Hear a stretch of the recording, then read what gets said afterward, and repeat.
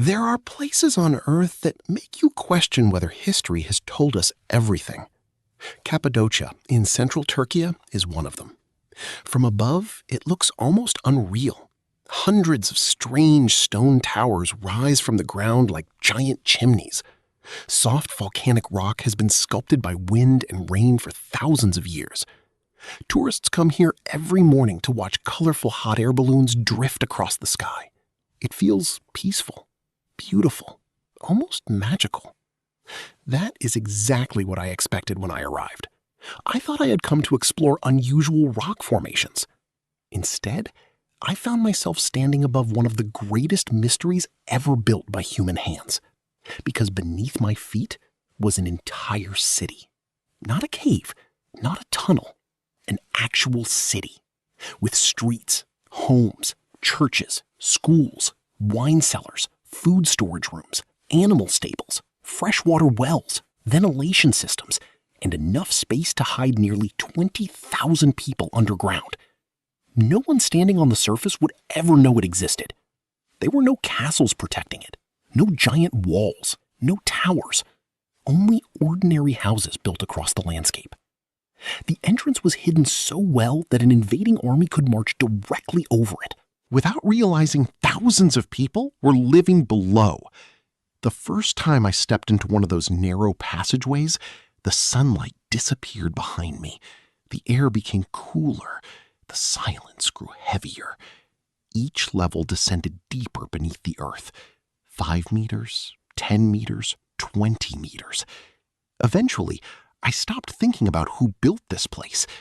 Instead, one question refused to leave my mind.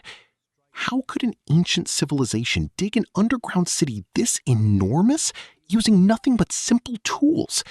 And perhaps an even bigger question, why would anyone choose to live underground in the first place? History says these cities were built for protection, but the deeper I walked, the less that explanation made sense. Some rooms were surprisingly comfortable. Others were unbelievably sophisticated. The ventilation shafts reached dozens of meters toward the surface. Water systems had been carefully designed to avoid poisoning during attacks. Massive circular stone doors could seal entire tunnels from invaders. Nothing about this looked temporary. It felt permanent, as though the people who built it expected to spend their lives beneath the earth. That was when I realized this wasn't just an underground shelter. It was an underground civilization. And somewhere inside these silent corridors, its greatest secret was still waiting. Imagine digging a basement beneath your house. Now imagine continuing to dig until you've created 8 underground floors. Then connect your basement to hundreds of others. Add kitchens, living quarters, churches, storage rooms, animal barns, escape tunnels, and enough ventilation to keep 20,000 people breathing. That is exactly what exists beneath Cappadocia. What's even stranger, no one knew the full city existed until 1963. A local resident was renovating his home when, while knocking down a wall, he discovered a narrow passage. Curious, he crawled inside. The tunnel didn't end. Instead, it opened into another room, then another, then another. Eventually, archaeologists realized something astonishing. This wasn't an isolated cave. It was an entire underground metropolis. Today, we know it as Derinkuyu, but it wasn't alone. More than 200 underground settlements have been discovered across Cappadocia, some connected through tunnels stretching for kilometers. Standing inside Derinkuyu, I kept asking myself one impossible question. How did ancient people even know where to dig? One mistake and the ceiling could collapse. One wrong direction and they might strike unstable rock. Yet these chambers have survived for centuries. The answer begins millions of years before humans ever arrived. Long ago, massive volcanoes erupted across this region. Layer after layer of volcanic ash covered the landscape.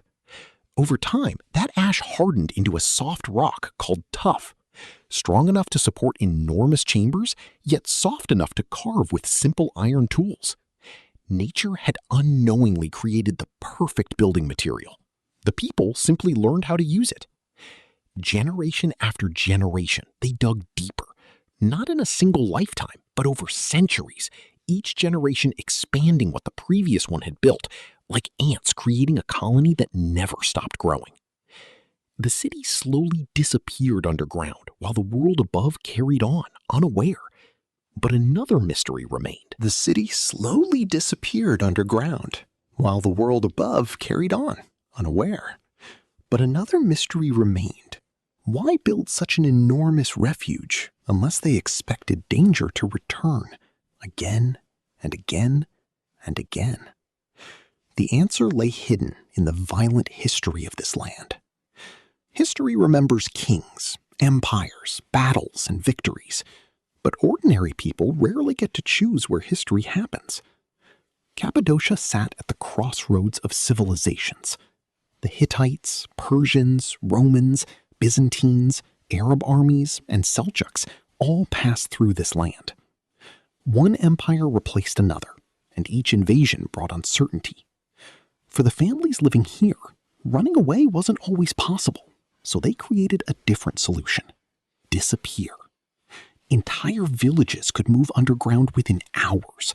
Food had already been stored, water was available, livestock could survive below, and massive stone doors, each weighing hundreds of kilograms, could be rolled into place from the inside.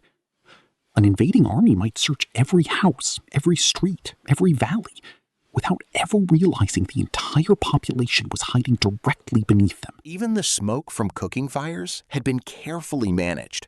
Ventilation shafts dispersed it high above the ground, making detection incredibly difficult. Walking through the narrow tunnels, I noticed something unexpected. The ceilings were deliberately low. At first they felt uncomfortable, but then I realized why. Anyone attacking from outside would have to bend down, while defenders who knew the tunnels held every advantage. The city itself had become a weapon. Even more impressive, the underground churches revealed that life didn't stop during these dangerous periods. People prayed, children grew up, food was prepared, and entire communities continued functioning almost normally. It wasn't simply survival, it was adaptation. Historians believe these cities reached their greatest use during periods of religious persecution and repeated invasions. Generation after generation, living underground became part of everyday life. Yet one mystery still refuses to disappear. If these cities were built only for emergencies, why invest centuries creating something so incredibly advanced? Why build schools, wineries, and so many living spaces? The deeper I explored, the harder it became to believe this was merely an emergency shelter. It felt as though people had prepared for something much bigger, something that would last far longer than a single war. By the time I reached the deepest accessible level, I stopped looking at the walls. Instead, I listened. Silence. Complete silence.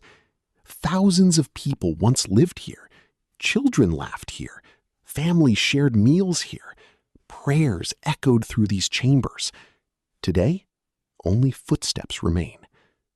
What fascinates me most isn't that ancient people built underground cities. It's that they built them so well that one survived hidden beneath an ordinary house until the 20th century. How many others remain undiscovered? Archaeologists believe only a fraction of Cappadocia's underground network has been explored. Ground-penetrating surveys continue revealing new chambers. Some tunnels remain blocked. Others are too dangerous to enter. No one knows exactly how extensive this hidden world truly is. Perhaps entire neighborhoods still lie sealed beneath the earth, waiting. History often celebrates monuments that reach toward the sky, the pyramids, cathedrals, skyscrapers. But Cappadocia reminds us that humanity's greatest achievements don't always rise upward. Sometimes they disappear, hidden beneath ordinary landscapes, invisible for centuries, built not to impress the world, but to protect the people living within them. As I climbed back toward daylight, the warm sunlight suddenly felt unfamiliar. Only minutes earlier, I had been standing nearly 60 meters below the surface, surrounded by one of humanity's most astonishing engineering achievements. Yet above ground, tourists continued taking photographs. Children chased pigeons. Hot air balloons floated silently across the morning sky. Most visitors never realize that beneath every step they take, an entire forgotten world still sleeps. Perhaps that's the greatest mystery of all. Not how ancient people carved a city beneath a volcano, but how they understood something we often forget. Sometimes the safest place isn't the strongest fortress. It isn't the tallest wall. It isn't the richest kingdom. Sometimes survival belongs to those who know when to disappear. And maybe that's why this city remained hidden for nearly 2,000 years. Not because people forgot it, but because it was built to never be found.